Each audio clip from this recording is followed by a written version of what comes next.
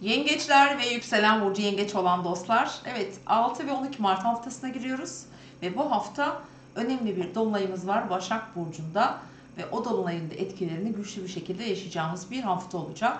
Ve bu hafta aslında dolunayla birlikte gündemimize gelen konular 20 Mart'a kadar da daha güçlenerek de hayatımızda olabilir. Evet, hem haftayı değerlendirelim hem de o dolunaydan bakalım nasıl etkiler alıyorsunuz sevgili yengeçler. Evet, haftaya Ay Başak Burcu'nda başlıyoruz. Sabah saatlerinde Ay Başak Burcu'na geçecek. Çarşamba günü akşam saat 5 sıralara kadar da Ay Başak Burcu'nda. Yani Dolunay'ın etkilerini en güçlü yaşayacağımız günler olabilir. Hemen haftanın ilk günü Uranüs ve Güneş arasında pazartesi günü güzel bir sekstil açı var. Bu sizi de olumlu şekilde etkileyebilir. Uranüs'ten gelen tabi Güneş'in ve aslında Merkür'ün de olumlu etkilerini alıyorsunuz. Dolunay'ın size daha çok destek veren bir enerjisi olacağını söyleyebilirim.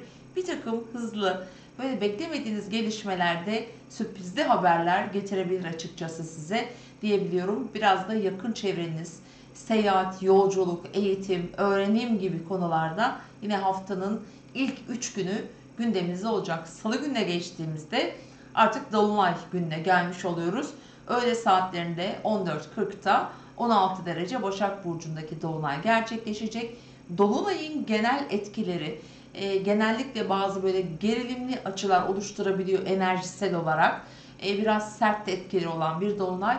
Biraz trafikte, biraz sakarlıklara falan dikkat etmenizi tavsiye ediyorum. Bir şey olacağı için değil ama sadece önlem olarak. Onun yanı sıra başka neler olabilir? Bir takım terfi, atama, bir haber olabilir. Yakın çevreniz, kardeşleriniz, onların yaşantılarını ilgilendiren bir takım gelişmeler olabilir ama burada size hızlı sürpriz haberler de getirebilir ki özellikle saat 12 ve 13 aralığında, ki bunun etkileri bir saat önce ve sonrasına da taşabilir. Sürpriz dediğimiz gelişmeler getirebilir bu gün size. Bu arada sosyal çevreniz, sevdiğiniz insanlar, arkadaşlarınız olabilir. Oralardan da gelebilecek böyle sürpriz gelişmeler, haberler gündeminizde olabilir. Bu alanda eğer bir düzenleme, bir tertip gerekiyorsa, mesela iş düzeni, genellikle sosyal medya ile ilgili konularda olabilir. Herhangi bir konuda mesela yeni bir platform açmak istiyor olabilirsiniz. Bir dijital bir işle uğraşıyor. Belki de uğraşmayı düşünüyor olabilirsiniz. Yine bu dolunayın etkileriyle aslında buralar aktif çalışacak. Ayın 20'sine kadar da bir takım fırsatlar gelebilir. Ve hemen dolunay günü, yani salı günü, dolunaydan hemen sonra Satürn artık balık burcuna geçecek sevgili yengeçler. Ve Satürn'ün balık burcuna geçmesi özellikle yengeç, yükselen burcu yengeçler için ben olumlu değerlendiriyorum. Su elementine geçen Satürn hem seyahatler dedik, eğitim, akademik kariyer gibi alanlarda bir takım planlamalar yapabilirsiniz. Veya gecikmişlikler varsa daha önceden niyetine girilmiş bazı konuları gündemimize getirebilir ama orada bazı eksikleri de tamamlama yoluna gitmeniz de gerekebilir. Bu arada Satürn buraya geçiyor. 9. evinizde ve 2,5 yıllık bir seyahat olacak. Dolayısıyla da bunun etkileri için ekstra bir yayın yapacağım. Önemli bir transit çünkü.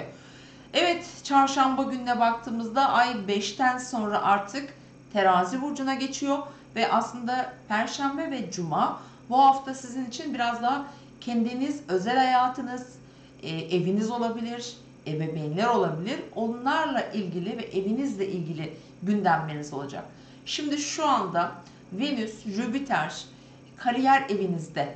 Bu şanslı bir görünümdür. Genellikle burada bir takım kolaylıklar getirebilir. Eğer evinizde yaşantınızı ilgilendiren gündemleriniz varsa, ki özellikle belki deprem bölgesindesiniz, belki orada eviniz hasar gördü. Bununla ilgili mesela gelişmeler, yeni bir fırsat, yeni bir gelişme olma olasılığı var. Perşembe ve Cuma aynı zamanda yine evini, aile içindeki konuları şekillendirmek, oralarda bazı gelişmeleri yönetmek için de önemli bir iki gün olacak. Aynı zamanda dediğim gibi Jüpiter ve Venüs'ün de karşısından geçecek. Bilhassa Perşembe günü mesela bir takım aile içindeki kişiler, ebeveynler olabilir, patronunuz olabilir, üstleriniz olabilir. Çok fazla çekişme içine girmemek mantıklı olabilir açıkçası. Cuma günü bu anlamda özellikle saat 13 sıraları daha destekleyici olacağını düşünüyorum sevgili yengeçler. Evet, hemen hafta sonuna doğru ilerlediğimizde yani cumartesi ve pazar günü biraz daha Ay Aslan Akrep Burcu'na geçecek bu arada. Tabi Ay Akrep Burcu'na geçmesi yine sizin için haritanızda eğer su elementi güçlüyse, Yengeç Burcu'nda çok fazla elemanınız varsa mesela, ki balık da olabilir bu, akrep de olabilir. Tabi güzel bir gökyüzünde su üçgeni oluşuyor olacak ve biraz daha duygularımız, sezgilerimiz daha güçlü çalışabilir.